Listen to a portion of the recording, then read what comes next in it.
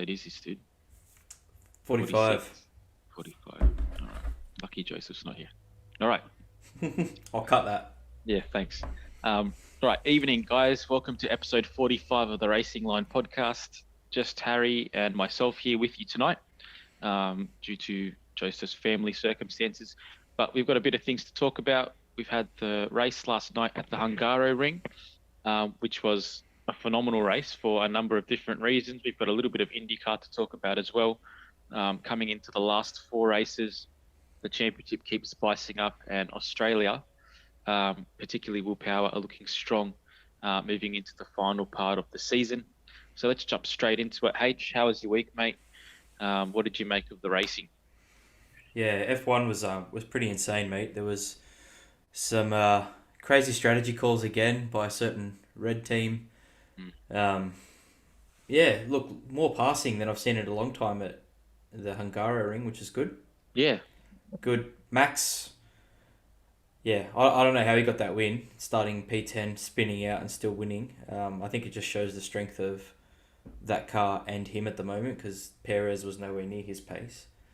But, yeah, best Hungaroring race I've seen in a long time that wasn't affected by rain like last year's. Well, I think that's the first thing that I wanted to talk about as well, because we said last week that just due to the nature of the tracks, or the track due to the size of the cars, we were wondering if the new formula was actually going to kind of make racing at a track like the Hungaroring more conducive.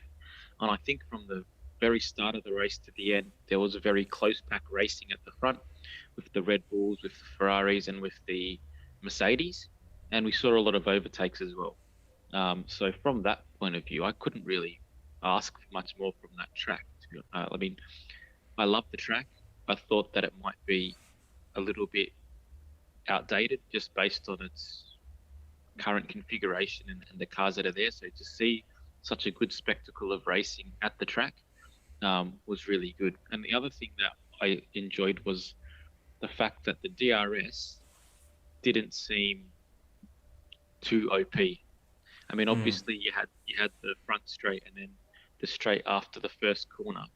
And I think that they could have got away with just having the DRS down the front straight, moving into next year, because the cars were able to follow so well through that final sector and onto the back straight that, even though they weren't making the move all the time into the first corner, it definitely gave them enough of an advantage to have the lunge. And that probably would have been better just to see more people, I don't know, be a little bit more ballsy and make the lunge into the first corner. But that didn't happen as much because they knew they had that second straight to finish the move if they needed to. But all in all, fantastic racing. Look, I was really, really impressed with it. I'm really happy, that Formula One for the last few races has looked really good, and kind of some of those early fears that we had and spoke about after those new tracks that we've seen on the calendar have somewhat been rectified.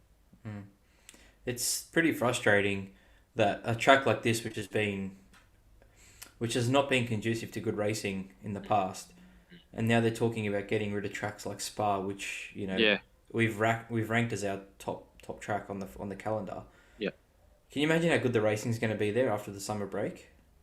Man, I hope that the racing is good there so that they kind of realise the stupidity of the move. Yeah. That would absolutely destroy me. I mean, just as a side note, there was the Spa 24 this weekend, and they're obviously in GT cars, but just the spectacle that track gives, purely based on the kind of the different kinds of corners and the different kind of sections of track that are there. The elevations and... Yeah, so for a spectacle like Formula One to lose that would be insane. It would actually be insane. I think you'd have a lot of fans that would be, pretty pissed off if that was to happen. So, yeah, hopefully that's my hope, is that we get an awesome race, that we actually do get a race, because that was probably another reason why people don't remember how awesome Spa was, because we didn't have the race there last year. And we're in such a society now where you need to see everything straight away. So I'm hoping that after the break, what better track to go to to Yeah. kind of see some awesome racing. So, yeah, What that's did my you hope. think of Ferrari strategy calls again? I was pretty frustrated. Um, Danny Rick made that beautiful move on the two Mm, Alpines, passing mm, both cars. He was on the medium tyre. He was showing some genuine pace on that medium. mm. He was pretty consistent in On the his hard? no on the medium. So he started on a medium. Yeah, First stop went to another medium, and then they yeah, pitted him for the hard. But yeah. he was showing some genuine pace on that medium. He was consistent in his gap to Lando. They were lapping pretty much at the same time, which was good to see. All the cars on the hard tyres were slow, and then McLaren go and put their cars on the hard tyre. Yeah. And then Ferrari did the same thing, and Leclerc essentially puts him out of contention. But from Ferrari's point of view, the thing that was most baffling to me was they were in control of that race. Yep. At not one point, even when George was in front, purely based on their qualifying pace as well, and just the way that the weekend had gone, Mm-hmm. I was sold that Carlos would actually win the race because I didn't realize that passing was going to be as easy as it was. So to see them, and they were looking strong. I mean, he sat pretty easily behind Russell for the first, quarter of the race, and it didn't even like he was happy to stay there. And then we just saw a mental capitulation from the again. Whether Ferrari just doesn't have, I don't know who's in charge of making those decisions, but they've got Jock Clear there, who's uber experienced in Formula One. They've got Matteo Binotto again in a similar situation to Jock Clear. So for them to week after week be making bad mistakes, I think they might be feeling the pressure on the track, but they also have to be feeling the pressure off the track now to make the right decision, and they're overthinking it because that's the only thing that I can see it being. For the other three teams not to Do it. yeah, exactly, not to even consider it speaks volumes to me about their decision. That's my, I guess, gripe with the whole McLaren and Ferrari thing. Before the race, every team principal was saying the hards are a crappy race tyre. We're not going to race on the hards. That's why everyone was going. Even Lance Stroll looked that much better than the McLarens because they pitted him and put him on the softs for the last stint. I just don't understand the thinking behind two teams out of 10 going onto the hard. I think maybe part of the issue was that teams were moving early to get undercuts. So I don't know if because of one team moves to undercut, everybody else's team moves to cover off if they were worried about the longevity of the tire. But even still, Well, Stroll pitted at the same time as DR and put softs on. I mean, stretch it. You got to, if you're worried, stretch it a little bit more because, to be honest with you, McLaren didn't look too bad. No. They didn't look too bad at all. I mean, of the top, there was the top three, and then McLaren were kind of sitting behind that pretty comfortably. Apparently, DR, I only watched the mini, so apparently DR got a penalty as well. I didn't see what the penalty was for. So him and Stroll came out of the pits at the same time. Stroll was on softs, DR was on the hards. Stroll's obviously got more grip coming out of the first turn. Yeah. And then they've gone to go around turn 2 or 3, whichever one it is. And DR has, obviously, he's like Bambi on ice. Stroll's made the move on the outside and he's just tapped him. And it's kind of similar to the Russell Perez incident the other week in Austria. And they just gave him a time penalty? Yep. Yeah. Well, 5-second time penalty. Okay. And where would he have been? Where did he finish the race on the track? 12th, I think. Okay. So, DR, I thought, looked racy this week, which was good to see. Yeah. But was a little bit disappointed after the qualifying session. That he couldn't improve? Yeah, because I saw it in session, in qualifying 2, he was up on Lando till the last run. I get lured into this false sense of security because it was 3/10 up on him. Yeah. And I'm like, oh, that's a decent margin for Lando to have to find. But then on Lando's last night run, he was 4/10 up. So I'm like, I can't get anything from it. Lando pulled out a mega lap too.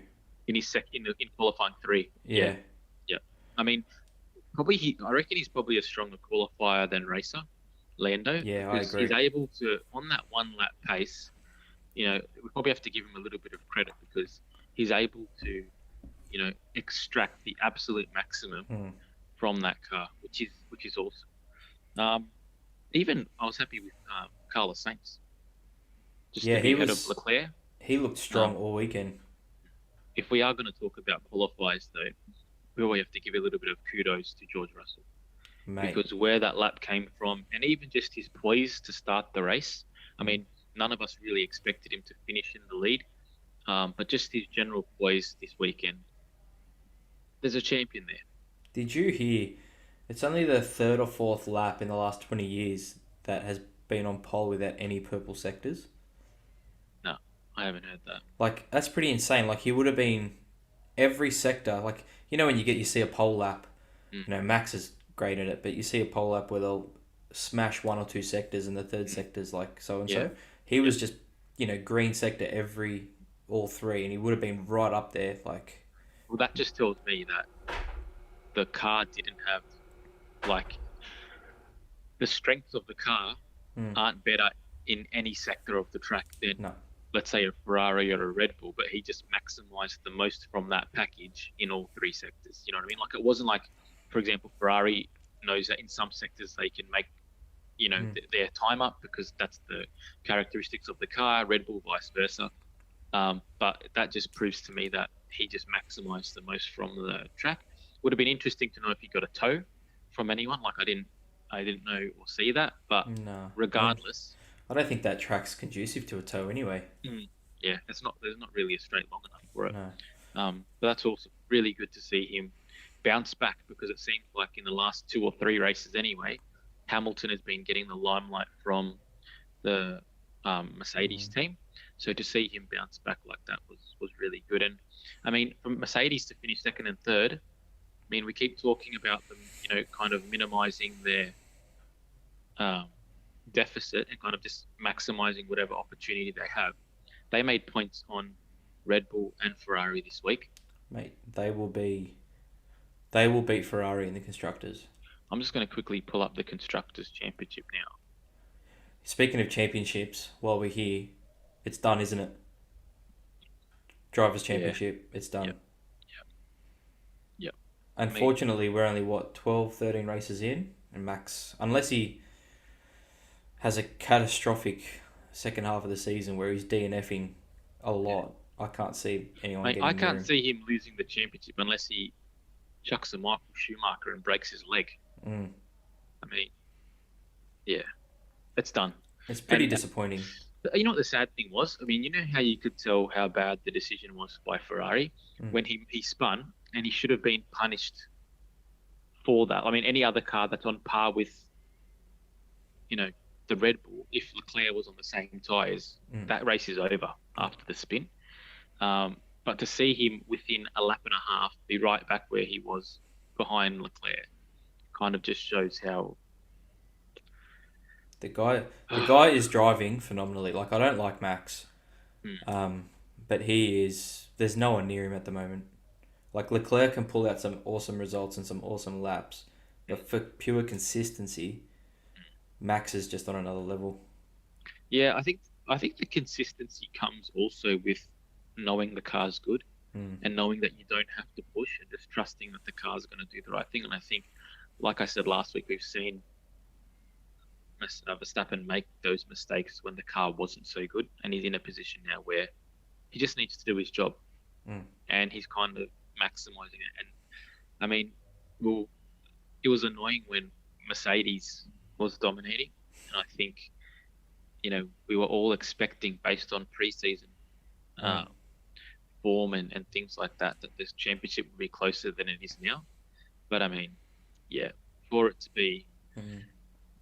as like I'll tell you right now, he is on 258 points.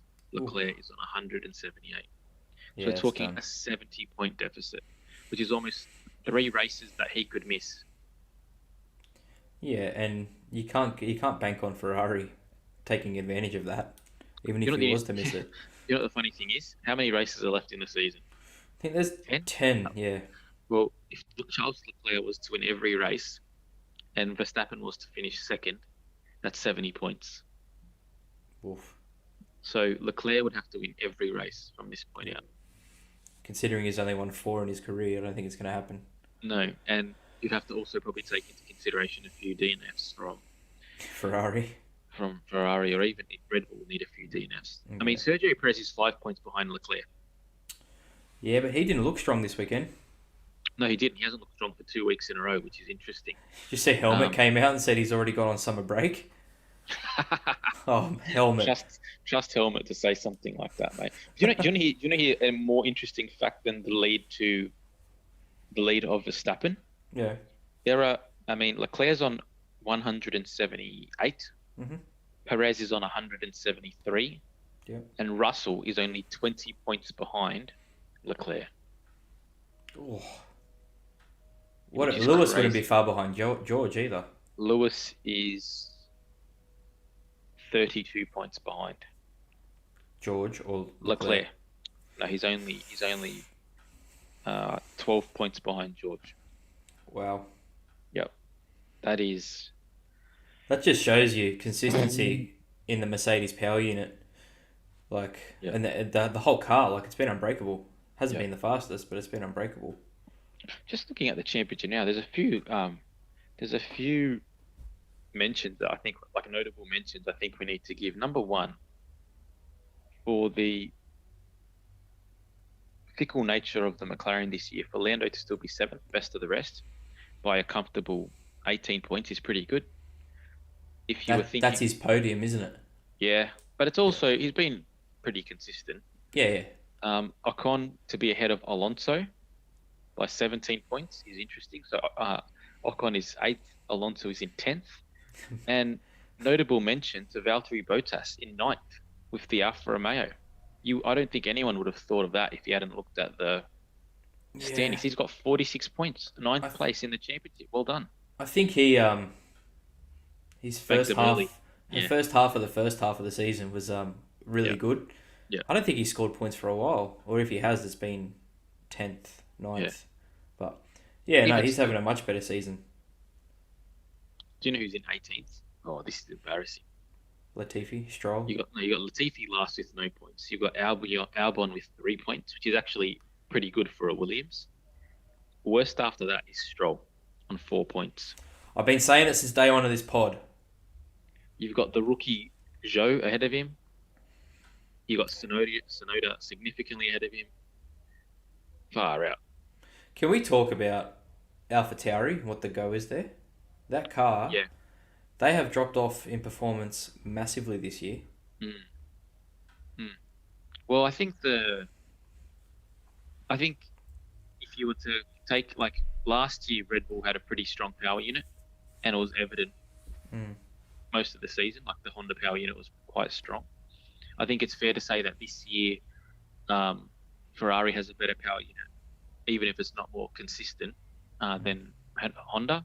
And who are the teams that AlphaTauri is racing against? They're racing against Haas and they're racing against Alfa Romeo, who have both been huge beneficiaries of the new Ferrari power unit. Yeah.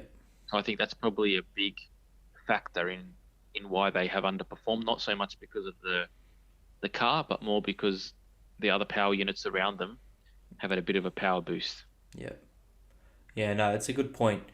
But is Sonoda ahead of Gasly, or are they very close? Gasly's on 16 and Sonoda is on 11. Yeah, I don't know. I feel like Gasly hasn't had a great season, but the points would suggest otherwise, because I've noticed Sonoda more in that car this year. I think Gasly, a little bit like Bottas, had a great start to the year and banked some big points early and has kind of not been showing so much in the last couple of races. I mean, even at Paul Ricard, the race before Paul Ricard, he was 4th in practice one day. And then I was like, oh, that's probably going to be a decent qualifying performance for him, and he ended up going out in the first qualifying session. And that's been an issue for him, I think, more than Sonoda this year. Gasly has gone out in Q1 and had to fight his way back through the pack so often this year.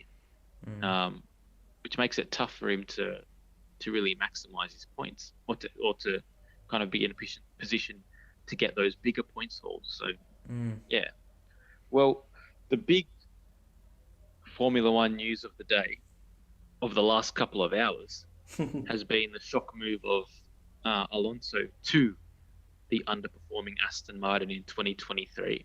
So we'll firstly talk about the actual move and what you think of it, and then maybe we'll talk a little bit about the ramifications of the move to the F1 musical chairs as of next year, because even this week, the reason why this move is possible is because Vettel has also announced his retirement from Formula One at the end of the season. So, number one, what did you make of Vettel's decision, and then Aston Martin's decision to swoop on Nando? Vettel, I think we all saw that coming. He seems to be concentrating on other things at the moment, and the guy's a four-time world champion. I don't know about you. I'm not a full-time world champion, but if I was, I wouldn't want to be racing for 10th position with Lance Stroll. So yeah, I totally understand the decision. In terms of going for Nando,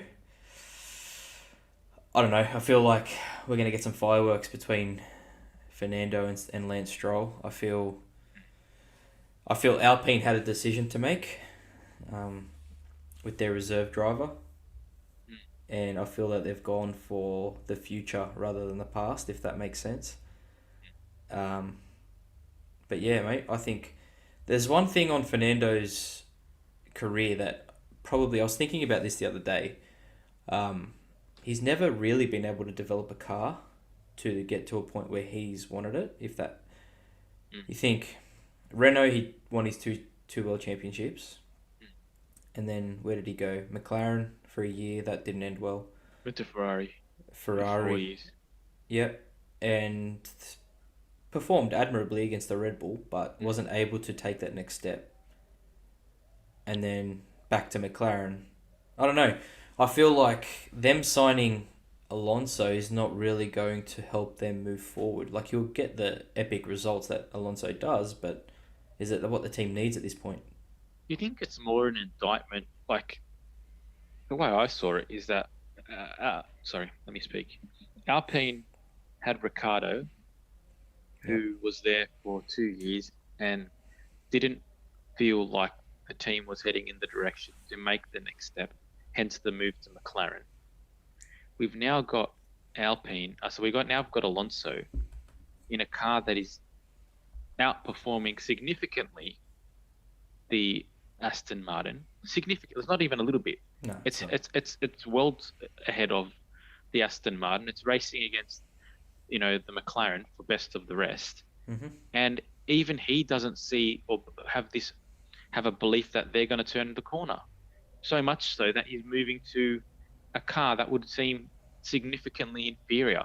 So I don't know. I don't understand his decision to move, number one. And I get the feeling that it's an indictment on Alpine, which is... Do you think it was his decision to make, or do you think Alpine wanted... Oscar will be the new Alpine F1 driver. Do you think it was a matter of fact of, if we don't put Oscar in the car, we're going to lose him? Yeah. Yeah. But in saying that, they could have very easily just put him in a Williams for a year on a deal. Yeah, and I feel like they would have still had the rights to him. I mean, the interesting thing to me is I think maybe they were I think this was not an Alpine decision. I think this was a Alonso decision. Because his 2 years were up. His 2 years were up on his contract, but based on how he's racing, I don't see Alpine feeling like they would have wanted to moved on from him. No, so I think it was a Nando decision. Yeah, I get that. I just thought maybe Alpine, because we know Mark Webber is Oscar's manager. I thought maybe Mark negotiated the fact that if you don't put him in the car next year, he's moving on. So, but we don't know what happens behind the scenes, I guess. Yeah, I don't know. I just get in my estimation, the rhetoric around Piastri, whether he was going to race for Williams next year, which would tell me that Alpine were already thinking about a contingency plan because they thought they had Alonso. So it doesn't seem like that's happened now, but it says a lot about Alpine and how that situation is developing behind the scenes, because that's two high-profile racers now who have, they've put their money where their mouth is. They've moved on. I mean, you can take a lot from people's actions, and those are two huge indictments against the development of that team, which is interesting because they're doing quite well. And they're a constructor. Like, the big thing in Formula One is you can't win a championship unless you're a constructor, and people seem to be staying away from them, which is... And I mean, like, Aston Martin haven't done a whole lot in the last 2 years since they've turned into Aston Martin, and they've boasted this huge campus. Everything. They've boasted the world, and they haven't delivered us anything yet. So, I mean, it's interesting. I think it might be another bad decision by Nando, if I'm being honest, but I mean, we'll find out about that. The other interesting thing in manufacturer land is the news that Porsche have signed have bought 50% of the Red Bull Racing team. Insane. Which is huge. Which surprises me, because I know you were saying it for a while back that was what you were reading and hearing. But I always thought if they came in, they were going to buy into their own race team. So that's interesting to see that they've just gone down that route. And it's also big for Red Bull because, I mean, Honda had aspirations of coming back. There's already murmurs of them coming back into Formula One with the 2025 or 6 rule change. So where does that leave them now? With their development, does another team, come in and buy the new Milton Keynes Red Bull Powertrains facility now, which was just retrofitted to kind of continue that operation, it's a bizarre. They put all this money into buying Honda. Does Honda buy back? Does someone else buy in? Does Honda move on to another team? Really interesting stuff. Does Audi or Porsche purchase the IP for Red Bull powertrains? Obviously, they have. Or they going? Is that what they've done? Are they going to buy out?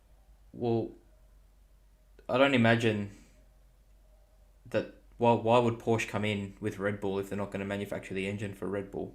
Yeah, but I feel like if Porsche is coming in, they're not kind of maintaining Honda engines. They're building a Porsche engine.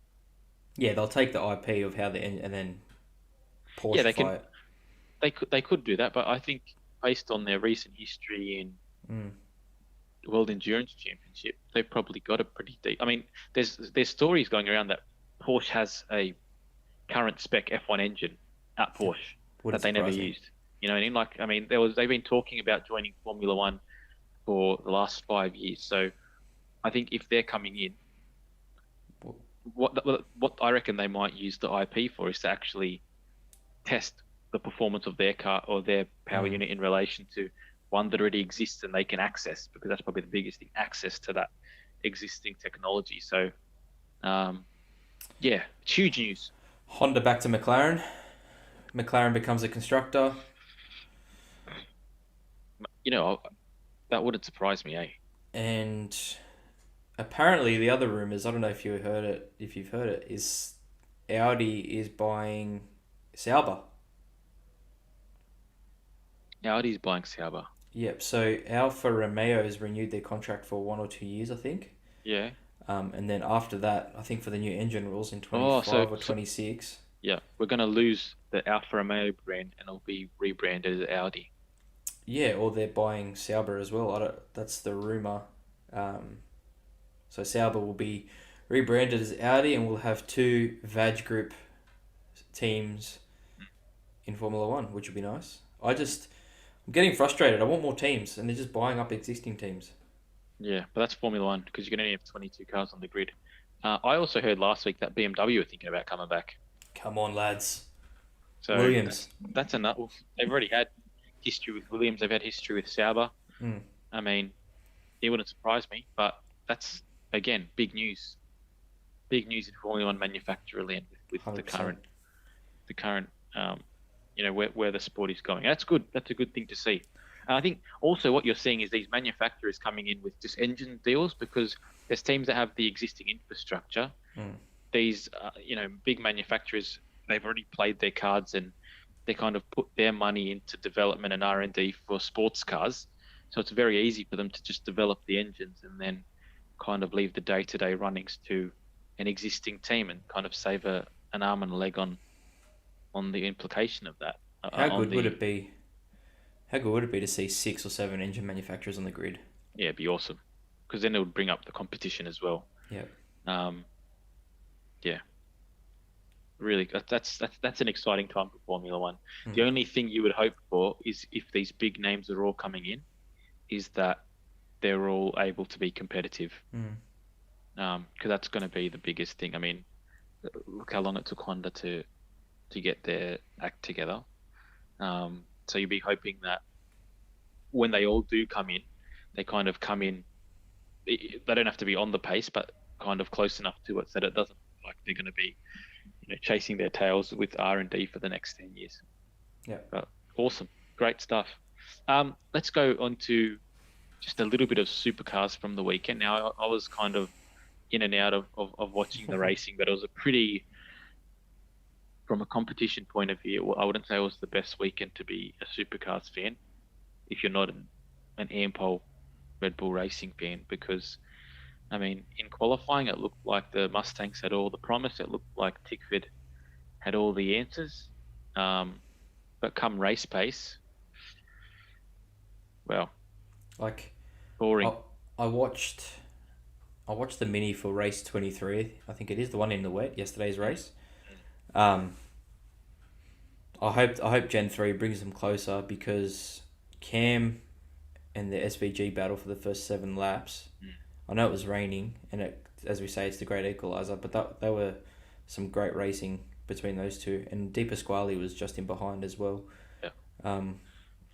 Throw Mostert in the mix. You've got 4 really good drivers there that could potentially kill it next year.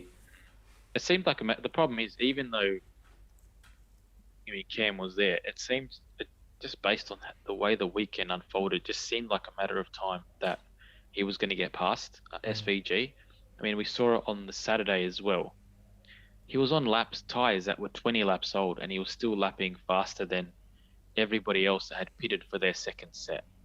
I mean, and he was saying that no, because they've never really been strong at the bend before, and it's kind of been a Mustang track since the Mustang came in. And he blew that theory out of the water. And for him to get out of the car on the Sunday and say, I've been struggling with feeling in the car all weekend, for him to come out like that and say that, I mean, I thought, bloody hell. It just looked academic. I mean, that season might be over really too. Well. Yeah, he did an awesome job. I mean, the point I'm trying to make is I think he's just that bloody good. He's top number 1 out of 10. Yeah, but he wasn't Australian. He did put my number 1 to shame. The other talking point from the weekend was the incident between Tom Randall and Andre Heimgardner. I mean, race 2, awesome to see Randall on the front row. And I think his nerves showed, and bloody hell, that was an incident and a half. Glad they both are out of hospital. That's the main thing.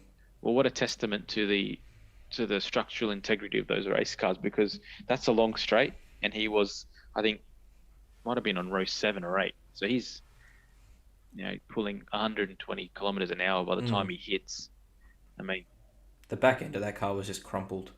The back end of that car, but also the front end of the other car, they were both absolutely screwed. They were mangled. Insane. I mean, so disappointing for Randall. But I mean, that's another good news story. And the last probably ray of light from the weekend was on the Saturday, the Zach Best qualifying. I mean, obviously there was a bit of conjecture about the tyres that were used, and he might have got a better set. But I mean, the other wild cards from the weekend weren't even close to him. So that was impressive as well, to finish 5th in that race too. The rookie showed a bit of poise. And if I was one of those other Tickford drivers that hasn't been performing this year, and there's only one, Jake Kostecki, who hasn't been performing this year, I might be a little bit worried about my drive in 2023.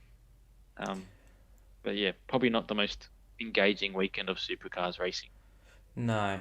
Yeah, definitely. I wasn't able to watch the Saturday races. But then I saw SVG won both, and I was like, okay, here we go. What's Like, new?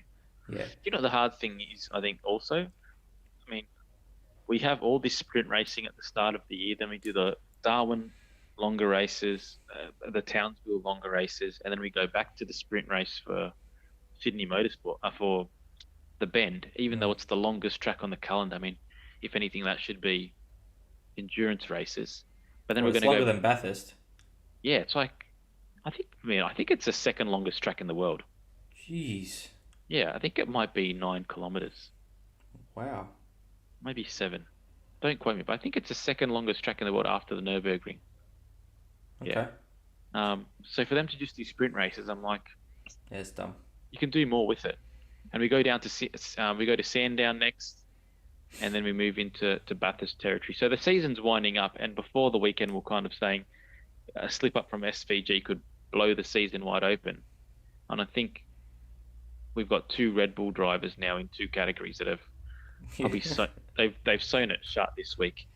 So that's the way it goes. What about willpower, Mate, mate? We've been talking about IndyCar for the last couple of episodes, I am and hooked. the good thing is you've got back-to-back racing for the last 3 weeks now. So And there's another one coming this weekend. yeah. Well, I was kind of thinking, why does IndyCar have all their racing like so close? And I think it's because their winters are so cold Mm. that they've got to get all their racing done in 7 or 8 months. So you've got all these races back to back, and it's awesome because as you're following it, it's not like you don't have to wait very long for the next race. And gee, we had a good race this weekend. I mean, obviously it's at Indianapolis. They've raced there on the infield course already this season, but for whatever reason, the track's pretty conducive to IndyCar racing. Mm. I mean, what did you make of it, mate? Yeah, look, like I said, I'm loving it. I genuinely look forward to watching an IndyCar race at the moment. It's just pick your winner. Yeah, You know, like for Formula One, it's Max, maybe Charles. We'll get the random Carlos in there.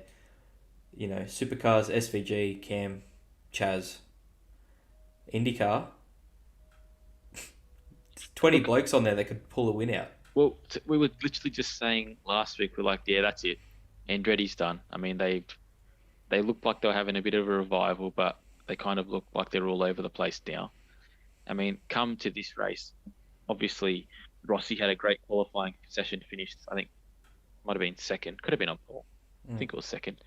I mean, and goes on and wins the race like that. So I wouldn't say that it's like a precursor for him mounting a championship comeback, but we're talking about, I mean, I'm looking at the standings right now, and we've got Will Power is leading the championship with 1 win. Ericsson is second with 1 win. Newgarden's got 4, but is in third. Dixon is fourth with 1 win. I mean, we've got everybody. There's only 3 drivers in the field. Scott McLaughlin, funnily enough, Pato O'Ward, and Joseph Newgarden that have got multiple wins this season, which is bizarre. It's yeah, mate, it is insane. Like, just the passing and the ability of all of them to cut through the field when they need to, and there's no picking it. Like, I wouldn't be betting on it, that's for sure. Yeah. I mean, you know, it's funny. We're talking about how easy it was for Verstappen after he made the mistake to kind of make his way back through the field. I mean, we spoke about it last week, but for someone leading in IndyCar to make a mistake and then kind of move his way through the depth of talent that's there, purely based on the fact that it's the machinery is so close.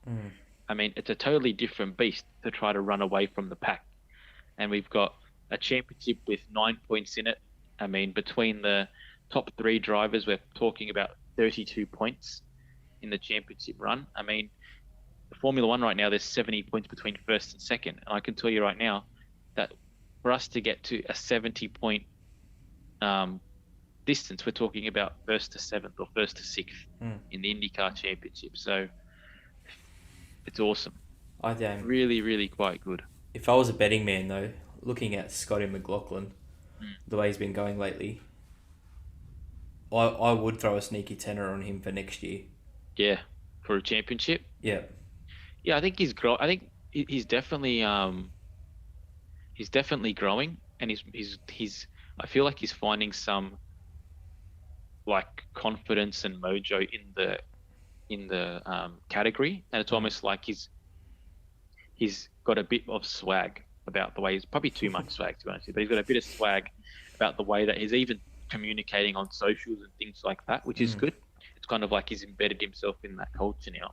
But I would back you on that, to be honest with you, that he's probably he's had his rookie year, he's had his sophomore year, and moving into next year, he's probably in a position where he's ready to start actually mounting a championship push. But I mean, we've got I think 4 races left in IndyCar season. Yep. Bloody hell, it's going to be awesome. What do you think What a of way to finish the season. Grosjean? Is he there next year? Is his contract for 2 years? I can't remember. I think he's got a 2-year contract. Okay. He hasn't done much this year. He was better last year. I'll be honest with you. I didn't like the decision this year. I just thought with the way that all the other teams were going with, Ganassi, McLaren, and even Penske all moving into younger drivers, for them to pick up someone that was older. I know. I just thought they probably had more options to go chase a younger driver. And I think the team's inconsistent this year. That's part of it. But also, he hasn't looked better than Rossi, and he hasn't looked better than Herta. And maybe he needed a smaller team like Dale Coyne, where he was the top dog, and everyone was pushing in his direction to get the best out of him. Whereas now it just seems like he's getting frustrated because he isn't performing to the level of his 2 superior teammates. Yeah, Herta did well till he had the mechanical failure. Yeah, I mean, Herta always looks strong, but this year he's had a few uncharacteristic crashes, which have kind of put him out of the championship a little bit. But I mean, I still back that he's still got a race win this year, which is pretty good. The last thing that I did want to talk about tonight was we're moving. So just coming full circle back to Formula One, we move into the traditional, winter break now. And I just wanted to know, what are your kind of biggest things that you're looking for in Formula One once we do get back to racing in 3 or 4 weeks' time? Like, what are your biggest talking points / storylines moving forward after the reset? Hoping that DR has an upturn in performance like he did last year. What will that mean for you? Like, what will that be? How will you quantify an upturn? Does he need to get ahead of Lando by season's end? In terms of what? Points? Championship standings. I don't think that'll happen. I think he's too far behind. I think he'll need to be consistently in the top 5 and Lando not be in the top 5 for that to happen. Does he need to, at the very least, out-qualify him? Like, if we started the qualifying battle again? Or at least closer than 10-2. Yeah. I think he'll do it. I just Lando is performing really well. Like, there's no ifs, buts, or maybes about it, and I agree with what your statement earlier. I think he is a really good qualifier. Daniel's race pace has been pretty close to his throughout the season. He's just been stuck in, like today he got stuck behind Magnussen at the start, which kind of ruined his first stint. But DR definitely upturning performance. I'm hoping Ferrari sort their shit out so we get a bit of a closer finish to the season. And I think Mercedes will be right up there, especially after 3 or 4 weeks of development. Yeah, that's kind of my big takeaway. I think I want to see when Mercedes come back, because that could be huge for the championship. But I think also Ferrari need to get their shit together. Yeah. If that means reshuffling over the winter break, like kind of moving people around to get some fresh thoughts or whatever it might be. I mean, they've got to do something, because just to keep second. Like, we're not even talking about first now. We're talking about kind of stabilizing the position they're in. And I think for me also, I just want to see how the season unfolds race by race. I think if we think about, the championship picture, it's going to depress us for the next half of the season because I don't see it. I don't see it going down. But I think if we can get some good race by race battles, where Ferrari gets some wins, hopefully Mercedes get a few wins, just so we get a bit of a spread. Even if Perez was to get a few wins, I mean that would be, a welcome relief. But I'm not a fan of one person winning it all. No, and I know that I know he's great, and I know that he deserves all the success that he's getting.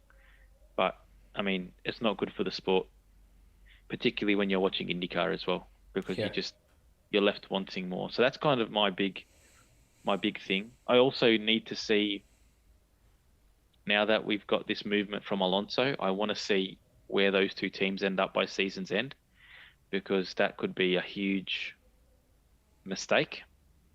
Well, did you notice? I don't know did you watch the mini? Ocon and Alonso were actually fighting at one point. Yeah, I was meant to say that when I was talking about Alonso's decision, but I was wondering whether his decision to move on was the fact that Ocon, number one, is beating him in the championship, and he's kind of, I don't want to say, because it's weird. He's beating him in the championship, but I feel like the eye test is still Alonso's performed better this year. Agreed. You know what I mean? Yeah. And I don't know if Alonso is feeling respected by, number one, his teammate, and number two, by the team, and whether they're kind of making him feel like he's the number one, or they're letting Ocon race him. So I don't know if that has a part to play. But in saying that, he's not going to the right team for that then. Yeah, I know. Well, you know what? He is, because he's probably thinking that guy's so freaking rubbish that I can jump in and beat him with a balaclava on. Yeah, I mean, true.